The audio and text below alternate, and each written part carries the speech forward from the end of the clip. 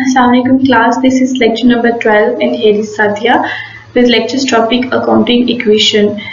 You have learned about the analyzing of the transaction. एक transaction को analyze करते वक्त आप हमेशा इसमें देखते हैं कि कौन से accounts हैं और वो increase हो रहे हैं या decrease हो रहे हैं. तो अभी हम अकाउंटिंग इक्वेशन के बारे में देखेंगे कि अकाउंटिंग इक्वेशन होती क्या है, उसमें कौन कौन से अकाउंट्स होते हैं और जब हम उन अकाउंट्स की बात करते हैं तो एक ट्रांजैक्शन उन अकाउंट्स पे किस तरह से इफेक्ट करती है, उसका इंक्रीज का इफेक्ट आता है, डिक्रीज का इफेक्ट आता है या फिर उस पर कोई इफेक्ट नहीं होता. तो अकाउंटिंग इक्वेशन में जो एलिमेंट्स होते हैं वो एसेट्स, लायबिलिटी और ऑनर्स इक्विटी के एलिमेंट्स होते हैं. Firstly I will shortly tell you what are the assets, liabilities और honour equity.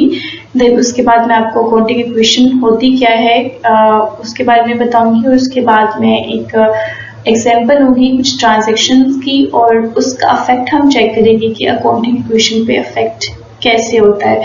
One by one हम तमाम ट्रांजैक्शन को चेक करके बताएंगे कि उसका एसेट पे या लायबिलिटी पे या ऑनर्स इक्विटी पे क्या अफेक्ट होता है. This is very easy for you people.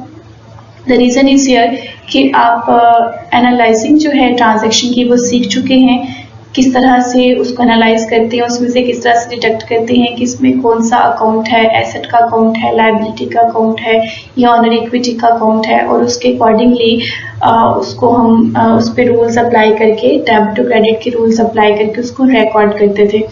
अभी यहाँ पर हम डेबिट और क्रेडिट के रूल अप्लाई नहीं कर रहे, अभी हम सिर्फ इंक्रीज या डिक्रीज या नो अफेक्ट को देखेंगे कि अकाउंट्स का क्या अफेक्ट होता है अकाउंटिंग इक्वेशन पर. So let's start today's lecture. Before starting the accounting equation and told you people what is this है. जितने भी कंपनी के पास रिसोर्सेज होते हैं, कंपनी जो कुछ भी ऑन करती है अपने बेनिफिट के लिए यूज करती है वो कंपनी के एसेट्स होते हैं. ऑन बाय अ बिजनेस मतलब जो कुछ भी कंपनी की मलकियत में होता है वो कंपनी के एसेट्स होते हैं. Here are the example of assets और ये एसेट्स के एग्जांपल्स जो हैं वो आप नंबर ऑफ ट्रांजैक्शन में देख चुके होंगे. कैश है, अकाउंट रिसीवेबल है, लैंड है, building, any type of equipment, supplies हैं, व्हीकल्स हैं. It's depend upon the business कि बिजनेस कौन सा है. तो अकाउंट्स रिसीवेबल हैं, नोट्स रिसीवेबल, अकाउंट्स रिसीवेबल हैं. इसके अलावा भी बहुत सारे एसेट्स कंपनी के हो सकते हैं. सो ये कंपनी के एसेट्स होते हैं. हर वो चीज़ जो बिजनेस ऑन करता है, हर वो चीज़ जो बिजनेस की मलकियत में होती है वो बिजनेस के लिए एसेट होता है. एसेट्स में चेंज होता है वो किन किन बेसिस से हो सकता है. एसेट्स में चेंज ऑब्वियसली चेंज या तो इंक्रीज का होता है या डिक्रीज का होता है. चेंज का मतलब भी ये होता है या इंक्रीज होता है या डिक्रीज होता है. तो अगर एसेट्स किसी भी कंपनी के इंक्रीज होते हैं तो वो क्या क्या रीजंस होती हैं. कंपनी ने कोई भी एसेट अगर परचेज जो होते हैं, परचेजिंग, ये यहाँ पर देखिएगा, purchasing supplies, the asset account decrease. अगर कोई भी कंपनी एसेट परचेज करती है और वो कैश पे परचेज करती है, ठीक है, कोई भी एसेट, वो सप्लाईज नहीं है, कोई और एसेट है, कोई भी एसेट जो कंपनी परचेज करती है और वो कैश पे परचेज करती है, कैश पे करना पड़ता है, तो वो जो कैश पे किया जाता है वो डिक्रीज इन एसेट होता है. एक एसेट हमारा इंक्रीज भी हो रहा है, लाइक आपने सप्लाईज परचेज की है ना, तो जो सप्लाईज या जो भी एसेट परचेज किए हैं या लैंड परचेज किया है, तो एक ये है कि आपकी सप्लाईज या जो एसेट है वो इंक्रीज भी हो रहा है. Students just a minute please. तो सप्लाईज, एक एसेट आपका इंक्रीज भी हो रहा है, एक एसेट आपका डिक्रीज भी हो रहा है. तो जब भी कोई एसेट खरीदा जाता है, ऑन कैश खरीदा जाता है, तो एक एसेट डिक्रीज होते हैं जो आपका कैश होते हैं और एक एसेट इंक्रीज होता है जो भी एसेट आप बाय करते हैं. यहाँ पर सप्लाईज एसेट की एग्जांपल ली हुई है. सो सप्लाईज में कैश जो है वो डिक्रीज होगा अगर आप खरीदेंगे और सप्लाईज इंक्रीज होंगी. बिल्कुल इसी तरह से अगर ऑनर्स होते हैं वो किसी पर्सनल यूज के लिए कुछ कैश विड्रॉ कराते हैं, उसे हम कहते हैं ड्राइंग. ड्राइंग बेसिकली वो कैश होता है जो से विड्रॉ कराया जाता है पर्सनल यूज के लिए. ये हमारी बड़ी स्मॉल लेवल पे इसकी अकाउंटिंग होती है, लेकिन जब हम कॉर्पोरेशन की बात करते हैं ना तो ड्राइंग को हम कंसीडर नहीं करते. वहाँ पर कोई कॉन्सेप्ट नहीं है कि ड्राइंग जो है वो होती है. पर्सनल यूज़ के लिए जो ऑनर्स होते हैं, जो शेयर होल्डर्स होते हैं, वो अपने पर्सनल यूज़ के लिए कैश विड्रॉ कराते हैं बिजनेस के अंदर से। सो ये बड़े स्मॉल लेवल के जो कॉर्पोरेशन होते हैं, कॉर्पोरेशन को मैं इसको नहीं कह सकती, जो कंपनीज हैं वो कराती हैं, लेकिन जो जिसकी हम बात करते हैं, जिस फॉर्म ऑफ बिजनेस भी हम अकाउंटिंग बात पे जो अकाउंटिंग अप्लाई कर रहे होते हैं, उसमें ड्राइंग का कॉन्सेप्ट नहीं होता है। तो अगर कंपनी के ऑनर्स ने कुछ कैश विड्रॉ कराया है, कुछ कैश अपने पर्सनल यूज़ के लिए कराया है, तो उससे भी एसेट्स कम होते हैं, कैश कम होता है ना। इस तरह से अगर कंपनी में ऑनर्स इन्वेस्ट करते हैं, शेयर्स बाय करते हैं और कैपिटल देते हैं, कैश की फॉर्म में कैश इन्वेस्ट करते हैं, तो उससे भी एसेट इंक्रीज होता है। बिल्कुल इस तरह से और क्या इफेक्ट आ सकता है कि बैंक्स लोन जो है वो रीपेमेंट, बैंक को अगर लोन की है या बैंक से लोन रिसीव किया है, अगर तो कंपनी ने बैंक से लोन लिया है तो एसेट इंक्रीज होगा। कैश की फॉर्म में लोन लिया, बिल्कुल इस तरह से अगर लोन पे किया है तो एसेट डिक्रीज होगा। और अगर क्रेडिट परचेजेस की हैं तो क्रेडिट परचेजेस में सिर्फ एक ही इफेक्ट आएगा, वो एसेट के इंक्रीज पे आएगा। एसेट के डिक्रीज पे कोई इफेक्ट फिलहाल नहीं आता जब कोई भी परचेजेस क्रेडिट पे की जाती हैं। सो ये बहुत सारे इफेक्ट हैं जो आप देख चुके हैं उन तमाम ट्रांजैक्शन में जिस पे आपने जर्नल अप्लाई किया और जर्नल जिन ट्रांजैक्शन से बनाया था। लेकिन वन बाय वन हम मजीद इसमें कुछ इलस्ट्रेशंस लेंगे, उस पर अप्लाई करके देखेंगे कि क्या क्या इफेक्ट आता है इंक्रीज या डिक्रीज का, कौन सी ट्रांजैक्शन पर इफेक्ट आता है। Here are the liabilities, you are well aware। जितनी भी क्लेम्स होती हैं, जितनी भी ऑब्लिगेशंस होती हैं, वो सारी की सारी लाइबिलिटीज़ होती हैं। हमारे बड़े कॉमन जो लाइबिलिटीज़ होती हैं वो हमारे क्रेडिटर्स होती हैं। क्रेडिटर्स वो होती हैं जिन्हें हमें पे करना होता है। अकाउंट्स पेबल हमारे क्रेडिटर्स हैं, नोट्स पेबल भी हमारे क्रेडिटर्स हैं। इसके अलावा हमने किसी से लोन लिया तो वो भी क्रेडिटर्स हैं। टैक्स पे करना है, वेजेस पे करनी है। सो जितनी भी पेबल्स हैं ये हमारी लाइबिलिटीज़ हैं जो हमें पे करनी है ये ख़ास टाइम पीरियड में। लोन, इसमें एग्जांपल्स हैं लायबिलिटी की कि लोन है बहुत कॉमन एग्जांपल लोन की। उसके अलावा जितनी भी हमारे क्रेडिटर्स हैं जिसमें हम पेबल्स जिनको कहते हैं, आपको एग्जांपल दी है कि ये पेबल्स होते हैं, वेजेस पेबल है, टैक्स पेबल है, इंटरेस्ट पेबल है। जितनी भी पेबल्स होते हैं ये सारी की सारी लायबिलिटीज में फॉल करती है। ऑनर्स इक्विटी जो रेजिडुअल इंटरेस्ट होता है, एसेट्स के बाद जितनी भी लायबिलिटीज हैं उनको माइनस करने के बाद जो कुछ भी बच जाता है उसको हम ऑनर्स इक्विटी कहते हैं। कैपिटल नहीं, कैपिटल सिर्फ वो चीज़ होती है जो कि कंपनी के ऑनर्स इन्वेस्ट करते हैं। ऑनर्स इक्विटी कैपिटल से बियॉन्ड होती है, इसमें और भी बहुत सारे एलिमेंट्स होते हैं। आज हम कि ऑनर्स इक्विटी के एलिमेंट्स कौन से होते हैं। ऑनर्स इक्विटी के अंदर जो है ना वो चेंज जो आता है वो चार चीज़ों की वजह से चेंज आता है। एक कैपिटल की वजह से,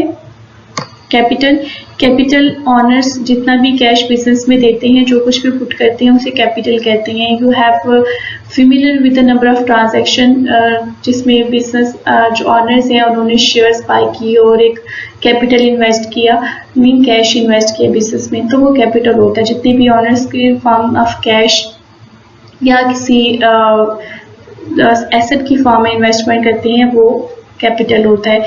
तो कैपिटल हमेशा ऑनर्स इक्विटी को इंक्रीज करता है। विड्रॉल मैंने आपको बताया, withdrawal is here mean the drawing. अगर पर्सनल यूज के लिए ऑनर्स कंपनी से पैसा विड्रॉ करा रहे होते हैं तो वो कैपिटल ऑनर्स इक्विटी को जो है वो डिक्रीज करता है। Here is a arrow, decrease करता है। बिल्कुल इस तरह से रेवेन्यू जब जनरेट होता है, रेवेन्यू कंपनी अर्न करती है तो रेवेन्यू कंपनी की ऑनर्स इक्विटी को इंक्रीज करता है। इस तरह से एक्सपेंसेस जो हैं वो भी ऑनर्स इक्विटी को डिक्रीज करते हैं। जो एक्चुअली ये जो दोनों चीज़ें हैं ये बिलोंग करती हैं रिटेन अर्निंग्स के साथ। रिटेन अर्निंग्स का कॉन्सेप्ट हमारा आएगा जब हम बैलेंस शीट के बारे में पढ़ेंगे। तो रिटेन अर्निंग्स के अंदर ये दोनों चीज़ें आती हैं, रेवेन्यू और एक्सपेंसेस। रेवेन्यू रिटेन अर्निंग्स को इंक्रीज करता है और एक्सपेंसेस रिटेन अर्निंग को डिक्रीज करता है। हमारी ऑनर्स इक्विटी के दो पोर्शन बनाए जाते हैं। लिखती हूँ ऑनर्स इक्विटी, इसके दो पोर्शन बेसिकली इसको डिवाइड किया जाता है मेजर टू पोर्शन में। एक पोर्शन होता है कैपिटल का, कैपिटल,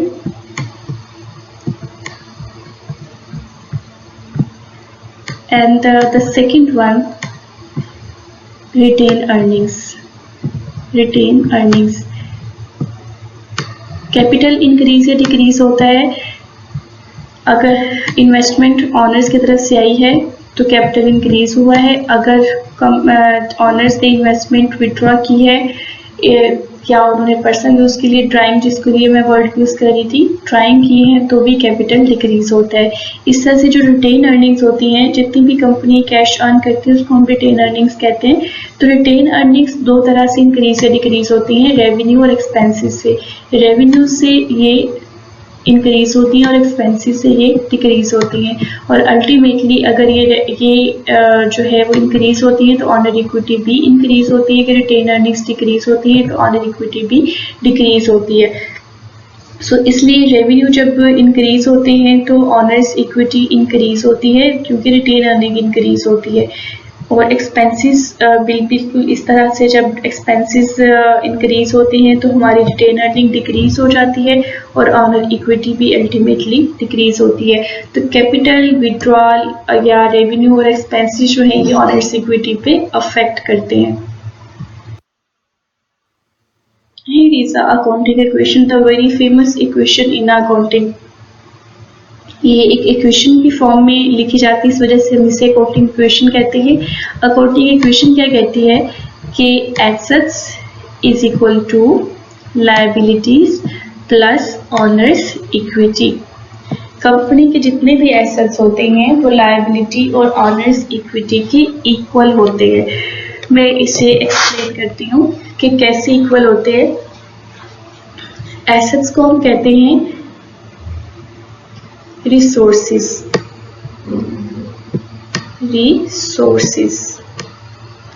रिसोर्सेस ऐसी चीज होती है जिसे आप यूटिलाइज करते हैं फॉर बिजनेस ऑपरेशन।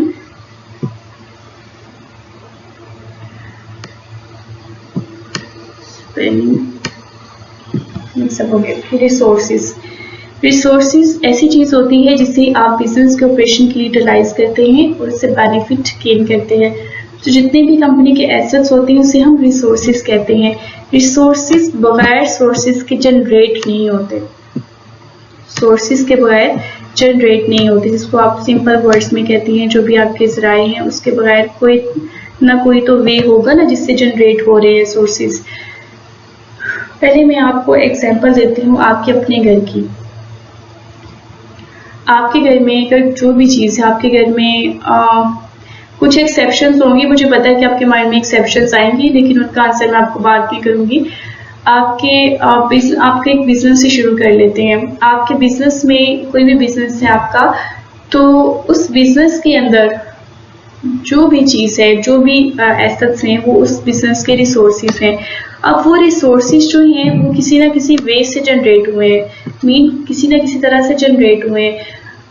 आपने वहाँ पर उसकी बिल्डिंग है, उसका फर्नीचर है, उसके अंदर जितनी भी स्टेशनरी है, सपोज बुक शॉप है, बुक्स है, स्टेशनरी है, या जो भी अवेलेबल वहाँ पर शॉप में चीज़ें हैं, जो भी उसके एसेट्स हैं वो आपने खरीदे हैं। वो खरीदने के लिए आपके पास कैश किधर से आया है? ऑब्वियसली टू वेज हैं आपके पास कैश के।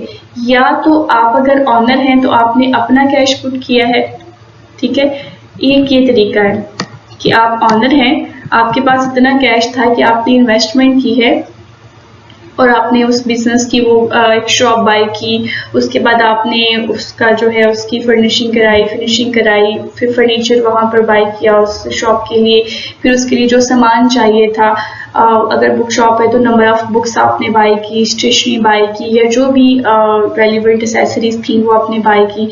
So this is the one source कि आपके पास इतना कैश अवेलेबल था कि आपने वहाँ पर इन्वेस्टमेंट कर दी।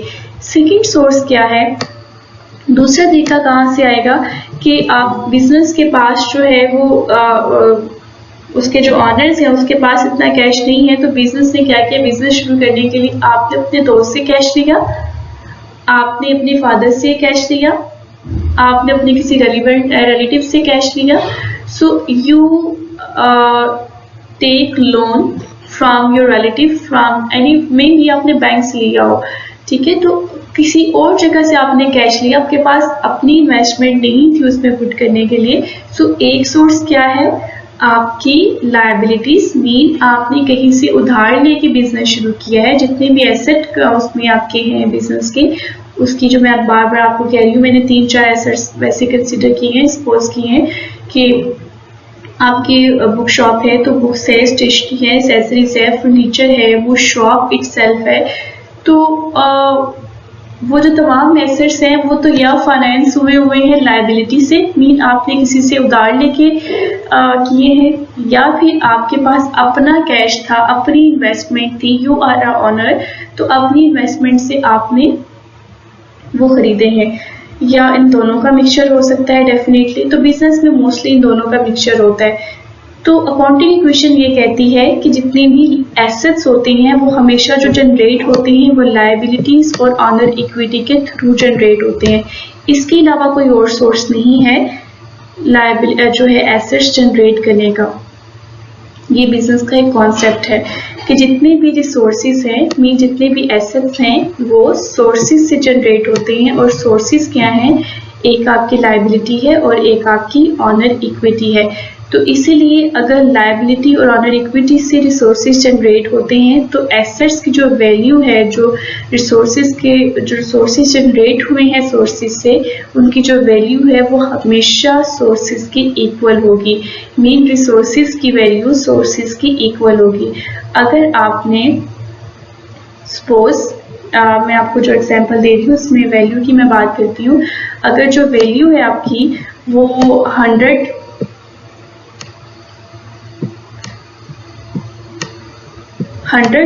है, सपोज आपके पास जो इन्वेस्टमेंट थी, आपके पास अपनी इन्वेस्टमेंट थी, तो 100,000 से आपने एसेट्स बाय कर लिए हैं, कुछ बुक्स खरीदी हैं, कुछ आपने फर्नीचर खरीदा है। तो जो भी एसेट्स आपने बिजनेस के बाय की वैल्यू भी 100,000 ही होगी। ठीक है। अगर इस तरह से लायबिलिटी है तो लायबिलिटी से जो भी अगर आपने लायबिलिटीज भी ली है तो लायबिलिटीज की जो वैल्यू है वो 30,000 है। 30,000 आपने लायबिलिटीज ली, आपने किसी अपने रिलेटिव से जो है वो 30,000 लिया कि मुझे बिजनेस शुरू करना है तो उसके लिए कैश चाहिए।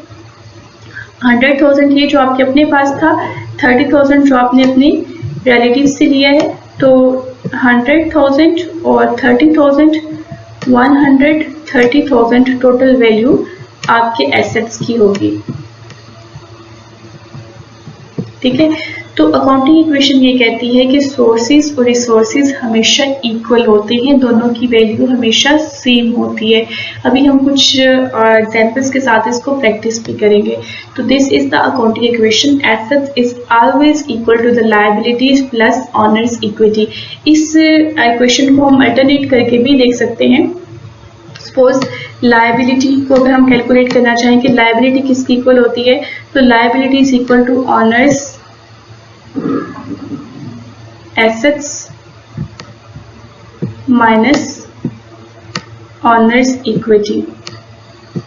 लायबिलिटीज की इक्वल हो जाएगी। इसको हम जस्ट चेंज कर रहे हैं क्वेश्चन को, इसके अलावा कुछ नहीं कर रहे। लायबिलिटी अगर कैलकुलेट करनी है बिल्कुल इस तरह से। अगर ऑनर इक्विटी की हम बात करेंगे कि ऑनर इक्विटी किसकी इक्वल होगी, तो एसेट्स माइनस लायबिलिटी। अगर ऑनर इक्विटी की डेफिनेशन आप थोड़ा सा रिकॉल करें तो ऑनर इक्विटी को हम डिफाइन करते हैं रेसिडुअल क्लेम, यानी तमाम एसेट्स में से जितनी भी लायबिलिटीज हैं उनको पे करने के बाद जो भी अमाउंट बच जाती है वो ऑनर्स इक्विटी होती है। और वो ऑनर्स इक्विटी की जो डेफिनेशन है वो यहाँ अकाउंटिंग इक्वेशन से ड्राइव है। अकाउंटिंग इक्वेशन से ही बताया गया है कि एसेट्स में से जितनी भी लायबिलिटीज हैं वो पे करने के बाद जो बच जाता है वो ऑनर्स इक्विटी होता है। So this is the accounting equation, assets is equal to liability plus owners equity। हम इसकी एप्लीकेशन देखते हैं कि किस तरह ट्रांजैक्शन जो है वो अकाउंटिंग इक्वेशन को फॉलो करती हैं। Let's check. अकाउंटिंग इक्वेशन भी बनाएंगे, लेकिन उससे पहले ये एक छोटी सी एग्जांपल है, कुछ ट्रांजैक्शन है जिसमें इफेक्ट चेक किया गया है कि कौन सा एसेट, लायबिलिटी, ऑनर्स इक्विटी में से एक ट्रांजैक्शन का इन तीनों आइटम्स पे क्या इफेक्ट होता है। So here is a transaction. The owner invest personal cash in the business. Owner ने क्या किया है कि कैश जो है वो बिजनेस में इन्वेस्ट किया है। कैश बिजनेस में इन्वेस्ट किया है तो इसमें तीन अकाउंट बनाए हुए हैं। आप अगर देखेंगे एसेट पहला अकाउंट, अब तो तीनों में जो है वो हम चेक करेंगे तीनों में क्या इफेक्ट आया है, सेकंड लायबिलिटी का और तीसरा ऑनर्स इक्विटी का। यहाँ पर अकाउंट है, यहाँ पर वर्टिकल साइड पे, देन यहाँ पर अगर आप देखेंगे तो तीन लिखे हुए हैं, इंक्रीज का वर्ड लिखा हुआ है, डिक्रीज का वर्ड लिखा हुआ है और नो अफेक्ट का वर्ड लिखा हुआ है। हमने देखना ये है कि इस ट्रांजैक्शन से एसेट में कोई इंक्रीज डिक्रीज या नो इफेक्ट आया है, बिल्कुल इस तरह से लायबिलिटी पे क्या चेंज आया है, ऑनर्स इक्विटी पे क्या चेंज आया है। तो इस ट्रांजैक्शन के अकॉर्डिंग बिजनेस में कैश आया है और इस तरह से कैपिटल बिजनेस का इंक्रीज हुआ है, कैपिटल इंक्रीज हुआ है, इन्वेस्ट किया ना बिजनेस ने, और इस तरह से कैश जो है वो बिजनेस में आया है, cash is asset, cash increase हुआ है। अगर आप देखेंगे तो कैश को हाईलाइट किया गया है कि ये इंक्रीज हुआ है, ग्रे हाईलाइट किया गया है। बिल्कुल इस तरह से ऑनर्स इक्विटी के सामने भी ग्रे हाईलाइट किया गया है कि ये भी इंक्रीज हुई है। कैपिटल ऑनर इक्विटी का पार्ट है ना, लायबिलिटी पे कोई इफेक्ट नहीं आया, लायबिलिटी पे कोई इफेक्ट नहीं आया, हमने इसको नो इफेक्ट में रख दिया है। तो इस ट्रांजैक्शन से सिर्फ दो चीजों पे इफेक्ट आया है, एक एसेट पे इफेक्ट आया है और एक ऑनर्स इक्विटी पे इफेक्ट आया है in the form of capital, दोनों में इंक्रीज ही आया है। एक बात हमेशा याद रखिएगा कि हमारी अकाउंटिंग इक्वेशन जो होती है ना वो इक्वल होती है। इक्वल का मतलब होता है, मैंने जो आपके सामने अकाउंटिंग इक्वेशन लिखी थी वो asset is equal to liability plus owners equity है। मीन कि जो भी अमाउंट होगी हमारी राइट साइड पे, यहाँ पर जो भी अमाउंट आएगी वो लेफ्ट साइड की इक्वल आएगी। जितना लेफ्ट साइड पे चेंज आएगा उतना ही राइट साइड पे चेंज आएगा, इक्वल अमाउंट में दोनों साइड पे चेंज आएगा। ये इक्वेशन का मतलब ही होता है कि ऐसा मैथमेटिकल एक्सप्रेशन होता है जिसकी दोनों साइड्स होती हैं वो इक्वल होती हैं। ठीक है, तो नेक्स्ट है G transaction, the owner withdraws business asset for personal use। अब बिजनेस एसेट में भी कैश होगा वो या कुछ और, उसने अपने पर्सनल यूज के लिए बिजनेस से निकाला है। मैंने आपको बताया है कि अगर विड्रॉ कराता है ऑनर, अगर कोई चीज विड्रॉ कराता है तो हम उसको ड्राइंग कहते हैं और वो कैपिटल को डिक्रीज करता है। सो कैपिटल हमारा क्या हो जाएगा, डिक्रीज, या अल्टीमेटली ऑनर इक्विटी हमारी डिक्रीज करेगी। और एसेट विड्रॉ कराया है, एसेट कंपनी का काम हो गया है तो एसेट भी डिक्रीज हो जाएगा। अगर हम इफेक्ट देखें तो एसेट की साइड पे ये देखिए डिक्रीज का इफेक्ट शो हो रहा है in the grey highlighted area, और इस तरह से ऑनर्स इक्विटी में अगर आप चेक करें तो ये भी डिक्रीज हो रही है और लायबिलिटी पे कोई इफेक्ट नहीं आ रहा, क्योंकि इस इक्वेशन में लायबिलिटी पे कोई इफेक्ट नहीं आ रहा, लायबिलिटी ना तो इंक्रीज हो रही है ना डिक्रीज हो रही है। सो हमने यहाँ पे जस्ट लिखा है no effect. This is the next transaction. इसमें कंपनी रिसीव करी है cash from a bank loan, company ने कैश रिसीव किया है in the form of bank loan, company ने बैंक से जो है वो लोन लिया है। तो अब इसमें दो चीजें अफेक्ट हो रही हैं, एसेट, कैश कंपनी रिसीव करी है, सो एसेट इंक्रीज हो रहा है, बैंक ने लोन लिया है, ये देखिए इंक्रीज हाईलाइटेड है। इस तरह से लायबिलिटी, क्योंकि जो लोन बैंक से लिया है बैंक को पे भी तो करना है ना, पे करना है तो वो लायबिलिटी है कंपनी की, तो लायबिलिटी भी इंक्रीज हो रही है, लेकिन ऑनर्स इक्विटी पे कोई इफेक्ट नहीं आ रहा। फाइन, ऑनर्स इक्विटी पे कोई इफेक्ट नहीं आ रहा, एक हमारी जो है वो एसेट पे इफेक्ट आ रहा है और एक लायबिलिटी पे इफेक्ट आ रहा है, दोनों ही इंक्रीज हो रही हैं और ऑनर्स इक्विटी पे कोई इफेक्ट नहीं आ रहा। ऑनर्स इक्विटी पे जो इफेक्ट आएगा वो मैंने आपको बता दिया था कि 4 वे से ही इफेक्ट आ सकता है, एक कैपिटल से, एक विड्रॉल से, एक रेवेन्यू से और एक एक्सपेंसेस से। इन 4 वे से ही ऑनर्स इक्विटी पे इफेक्ट आएगा, इसके अलावा ऑनर्स इक्विटी पे कोई इफेक्ट नहीं आएगा। Then company repay the bank that had lent money to the company। Company ने जो लिया था, लोन लिया था बैंक से, कंपनी ने अब उसे पे बैक कर दिया है। तो अगर कंपनी ने पे किया है तो कैश के फॉर्म में पे किया है, एसेट डिक्रीज होगा। यू कैन सी हियर कि एसेट डिक्रीज हो रहा है, इस तरह से लायबिलिटी भी डिक्रीज होगी। लायबिलिटी इंक्रीज हुई थी, कंपनी को लोन पे करना था, अब अगर कंपनी ने लोन पे कर दिया है तो वही लायबिलिटी जो जनरेट हुई थी, वही ऑब्लिगेशन जो कंपनी की जनरेट होगी वो डिक्रीज होगी। और थर्ड पे owner equity, and yes obviously no effect, loan का ऑनर इक्विटी के साथ कोई ताल्लुक नहीं है। This is a second form of source, liability owner equity दोनों डिफरेंट हैं। 6 नंबर ट्रांजैक्शन पे अगर आप देखेंगे तो कंपनी ने परचेज किए है equipment with its cash, company ने कैश के साथ इक्विपमेंट परचेज किया है। अब दो इफेक्ट आ रहे हैं एसेट साइड पे, एक एसेट इंक्रीज हो रहा है और एक एसेट डिक्रीज हो रहा है। जो कंपनी ने परचेज किया है इक्विपमेंट जो परचेज किया है वो एसेट है और वो इंक्रीज हो रहा है। बिल्कुल इस तरह से जो कैश है, कंपनी ने बाय कैश वो एसेट परचेज किया है, इक्विपमेंट परचेज किए हैं, तो वो डिक्रीज हो रहा है। यानी एसेट साइड पे टू इफेक्ट आ रहे हैं, इंक्रीज और डिक्रीज का, इंक्रीज और डिक्रीज का। एक एसेट इंक्रीज हो रहा है, एक एसेट डिक्रीज हो रहा है। और लायबिलिटीज पे नो इफेक्ट, कोई लायबिलिटी इफेक्ट नहीं हो रही, ऑनर्स इक्विटी बिल्कुल इफेक्ट नहीं हो रही, सो इन दोनों पे कोई इफेक्ट नहीं आ रहा, एसेट ही इंक्रीज और डिक्रीज हो रहा है। This is the third last transaction, honours contribute her personal truck in the business. अब ऑनर ने क्या किया है, एक पर्सनल ट्रक जो है वो बिजनेस में किया। मैंने आपको बताया था कि ऑनर कैश की फॉर्म में भी पे कर सकते हैं और ऑनर किसी एसेट की फॉर्म में भी कंट्रीब्यूट कर सकता है। सो अगर कोई ट्रक इज एसेट इंक्रीज हुआ है बिल्कुल इस तरह से, क्योंकि ऑनर की तरफ से कंट्रीब्यूशन है तो ये कैपिटल इंक्रीज होगा कंपनी का, and obviously no effect on liability. Transaction number 8, the company purchase a significant amount of equipment on credit. अब कंपनी ने एक इक्विपमेंट खरीदा है और वो ऑन क्रेडिट खरीदा है, एक एसेट खरीदा है और ऑन क्रेडिट खरीदा है। एसेट खरीदा है तो ऑब्वियसली एसेट इंक्रीज हो रहा है, एसेट इंक्रीज हाईलाइटेड है। इस तरह से क्रेडिट पे खरीदा है तो लायबिलिटी इंक्रीज हो रही है, yes liability is highlighted, liability को हाईलाइट कर दिया कि ये इंक्रीज हो रहा है। And owners equity no effect, owner equity पे कोई इफेक्ट नहीं है।